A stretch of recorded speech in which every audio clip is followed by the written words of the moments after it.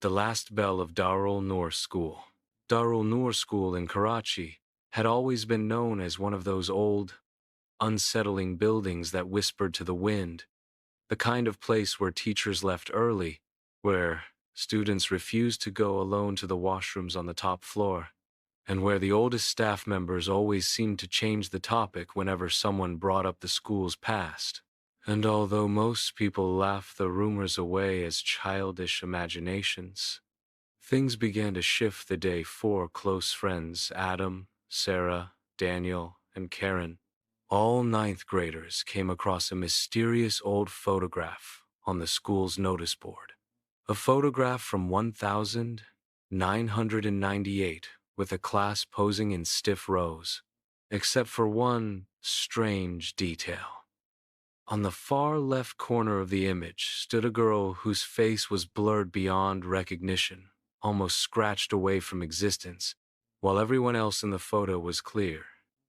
And beneath the image were the creepy words, Class 9, Section B, 1998. The silent girl, instantly sending a chill down Karen's spine as she whispered that she had never heard of any such girl in the school's history. Adam, always hungry for adventure and mystery, insisted something was definitely wrong, while Sarah, though skeptical, admitted the picture didn't feel like an ordinary damaged print, and even Daniel, who always joked his way through everything, felt a strange discomfort looking at the blurred girl. By evening, Adam had convinced the entire group to sneak inside the school at night and figure out who this silent girl really was. When the last bell rang, students left and teachers locked their rooms, but the four friends hid behind the storeroom until darkness took over the school ground. And at around 8 p.m., they climbed through the old boundary wall, their heartbeats thumping in unison as they entered the empty campus where the flickering tube lights and eerily still air made everything feel wrong.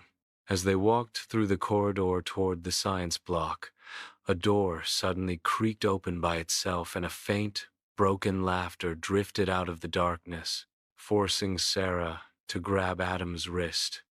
And when Daniel shined his flashlight inside, they found the room empty, except for the blackboard, where freshly written words glowed faintly. Why did you come?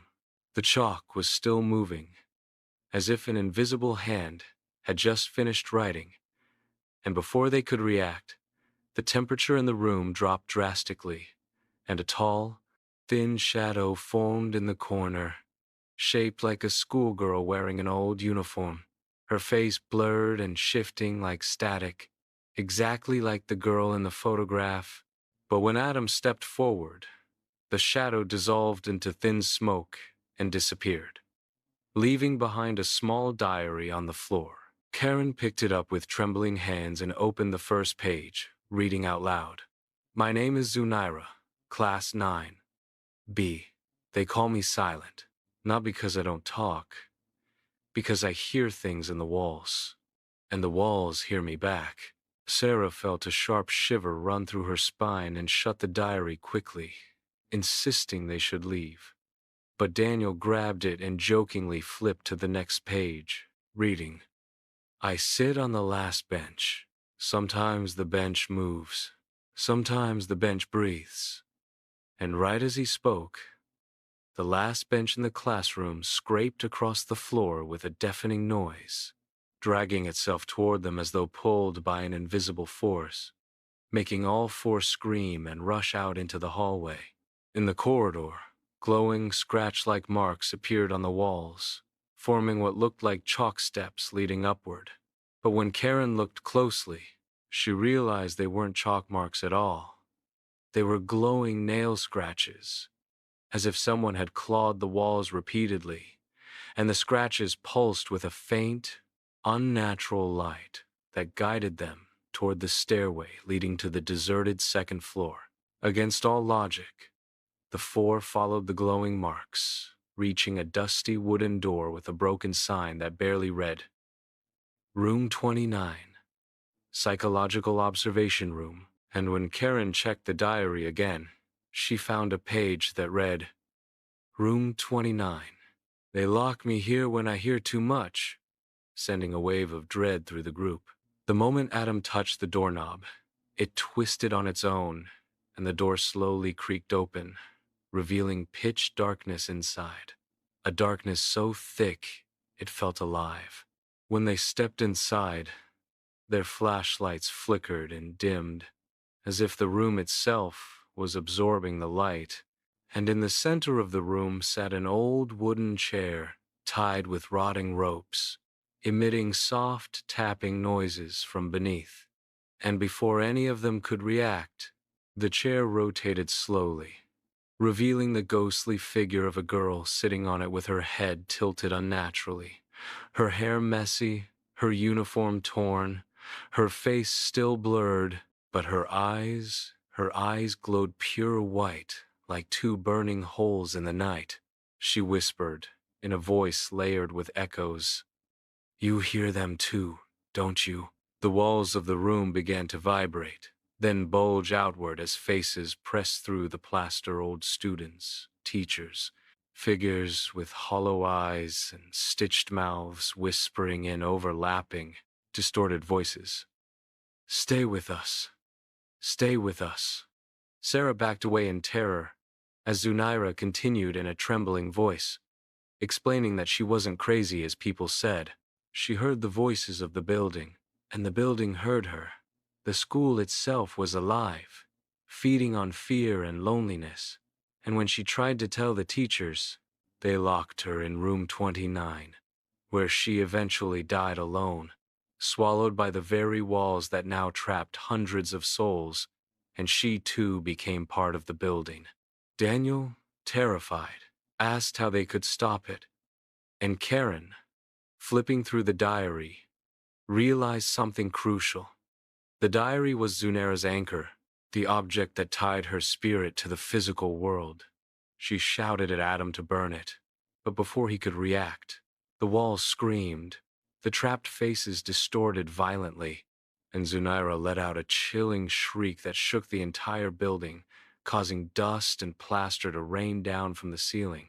Adam, shaking uncontrollably, used his flashlight's lighter feature to ignite the diary, and as the pages curled and turned to ash, Zunaira's ghost screamed as if her soul were being ripped apart, the glowing white in her eyes flickering like dying stars. The faces in the walls began to fade, their whispers thinning until silence swallowed the room completely.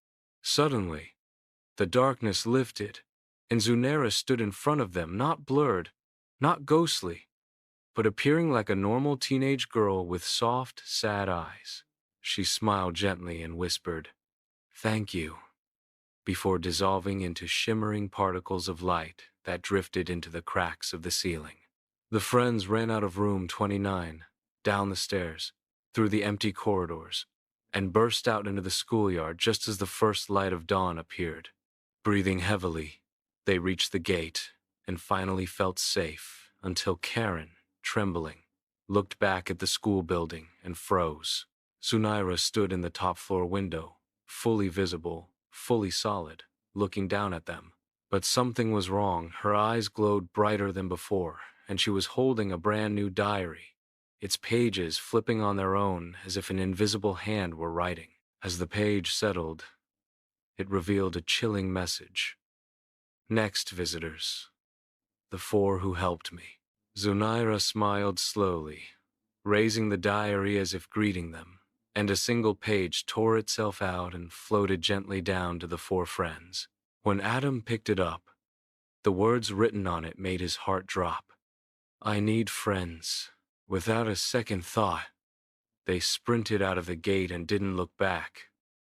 But even as they disappeared from sight, the school seemed to inhale deeply.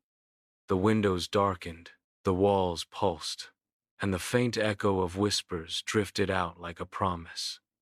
The building was awake now, hungrier than ever, listening for voices, waiting patiently for the four who had unknowingly unleashed something that was never meant to be freed.